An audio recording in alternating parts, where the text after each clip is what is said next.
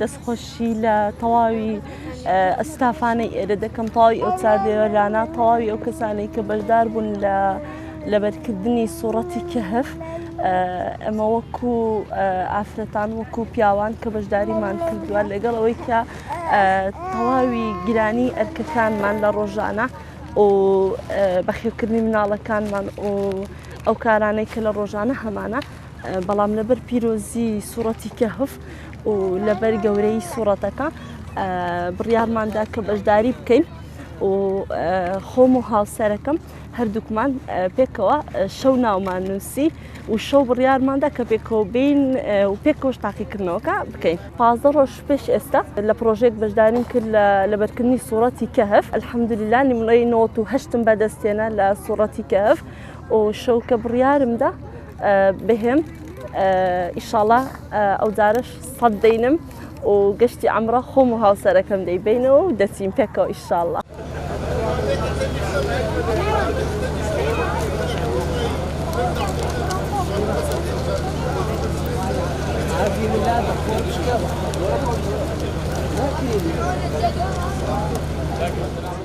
پێویستە ئافرەتان زۆر بەشداری و تاقیکردنەوەوانە بکەن، چونکو ئافرەت زەرورترە زانیاری زیاتر بێ، تایبەت بە علومە شەرعیەکان و قورئانی پیرۆز.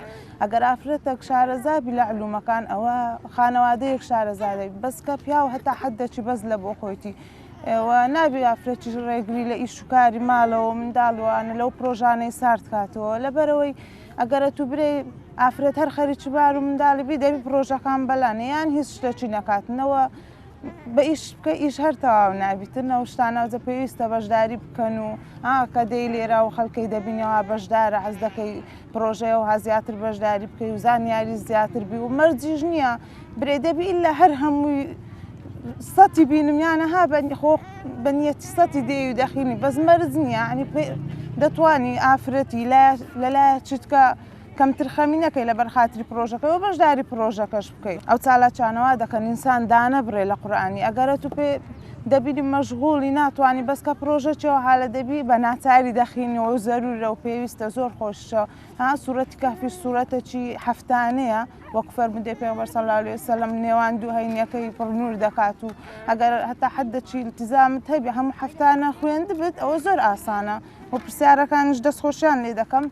هەموو نەوعەتی تێدایە بە گشتی پرسیارەکان خۆش و ئاسانن.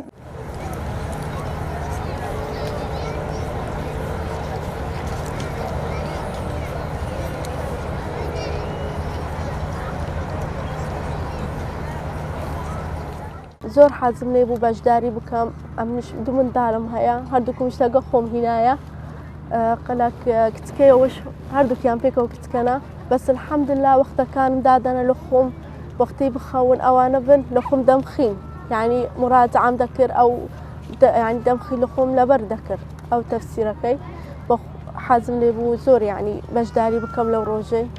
الحەمدلله هەموو لەبەر کرد، ئەو ڕۆژ هاتم لەو بەشداری بکەم، دڵخۆشم یعنی بەو ڕۆژێ نۆ هاتیوە بەشداری بکە ئەو خەڵکێ هەموو لە خۆیان بخینی نەبەس مەشغوڵ بن بە شتەکانی هەیە ئەنۆ مەشغوڵ بن بە دنیا یعنی بە خەڵکی موبایل ئەو شتانە فەو یعنی ئەو قورئانە بەشداری بکەن لە خۆیان زۆر خۆشە بە ئەنۆ حەز دەکەم خەڵک زیاتر بەشداری بکە لە بۆ قورئانی لە بە قورئان لە بۆ دنیا و قیامەتی پێویست. الحەمدلله سوورەتل کەهف هەمووم لەبەر کرد، ئینشاڵڵا سەرکەوتو دەبم سەتیش دەینم ئینشاڵڵا بەدەست ئەوە دەبم.